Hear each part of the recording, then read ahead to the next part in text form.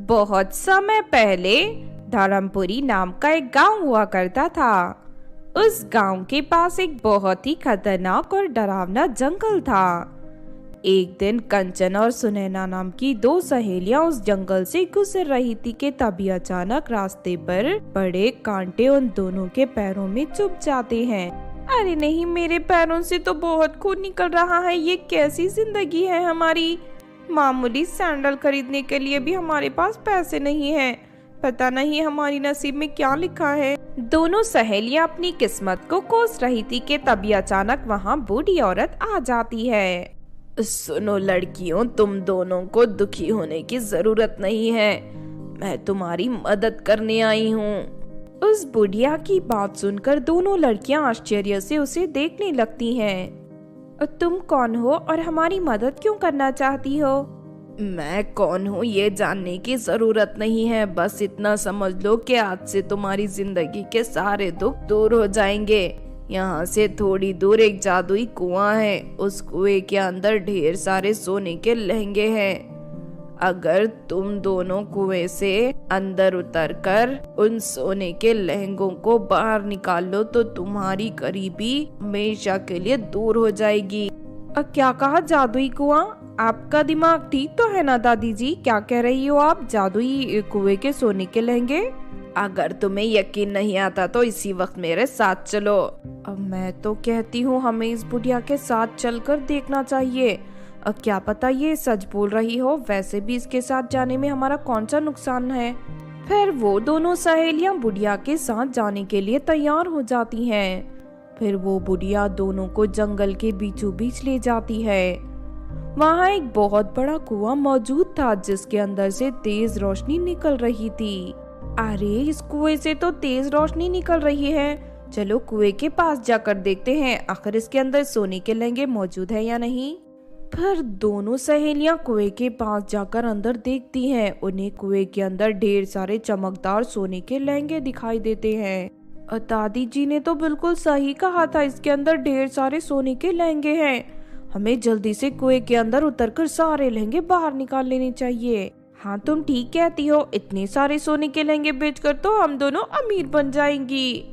लेकिन जैसे ही वो दोनों कुएं के अंदर उतरने लगती हैं कि तभी अचानक कुआं उनसे कहता है, ठहर जाओ, मैं तुम दोनों में से सिर्फ एक लड़की को कुएं के अंदर उतरने की इजाजत दे सकता हूँ। लेकिन मेरी एक शर्त है, तुम दोनों को आपस में लड़ना होगा। जो लड़की जीतेगी मैं उसी को कुएं के अंदर जाने दूंगा। जादुई कुएं की ये अजीब बात सुनकर दोनों सहेलियां हैरान रह जाती हैं और एक दूसरे का मुंह देखने लगती हैं।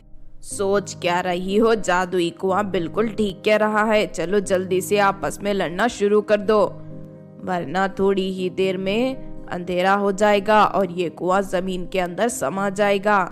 ये सब बातें सुनकर दोनों लड़कियों के मन में लालच आ जाता है।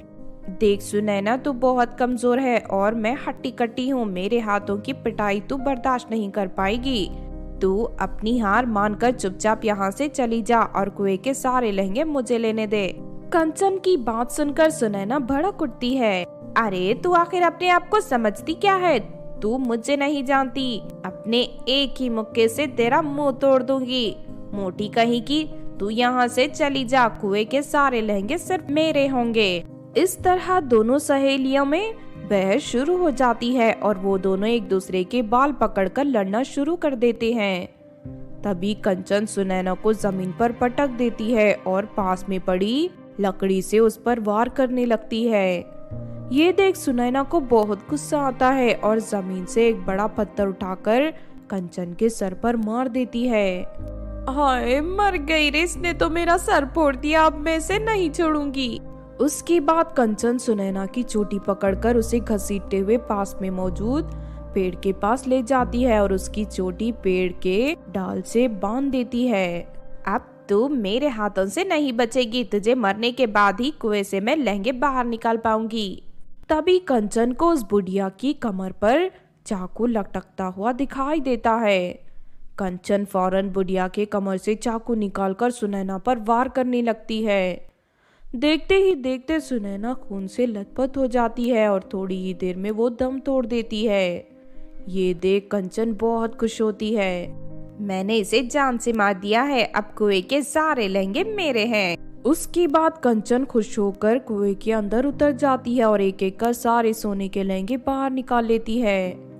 अब इन लहंगों को बेचकर मैं करोड़पति बन जाऊंगी, उसके बाद मैं एक रानी की तरह जिंदगी जीऊंगी। लेकिन तभी अचानक वो सारे लहंगे एक एक कर चुड़ैल में बदलने लगते हैं और देखते ही देखते कंचन के सामने ढेर सारी चुड़ैलें प्रकट हो जाती हैं। अरे नहीं, ये क्या हो गया? इन लहंगों की जगह अचानक ये चुड़ैलें कहाँ से आ गई? अरे बेवकूफ लालची लड़की, ये हमारा ही बिछाया हुआ जाल है।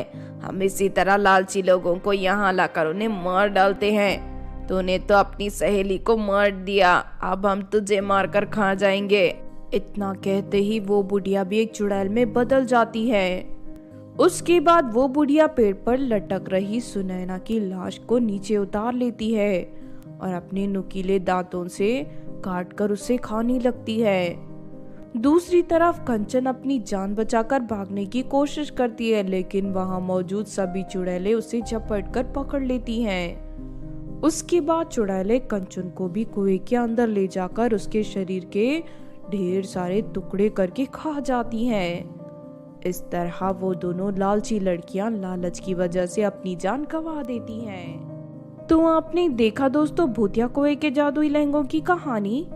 इस कहानी से हमें ये सीख मिलती है कि हमें जिंदगी में कभी भी लालच नहीं करना चाहिए और हमारे पास जो जितना है उसी में खुश रहना चाहिए, क्योंकि लालच बुरी बला है और उससे दूर रहने में ही हमारी भलाई है।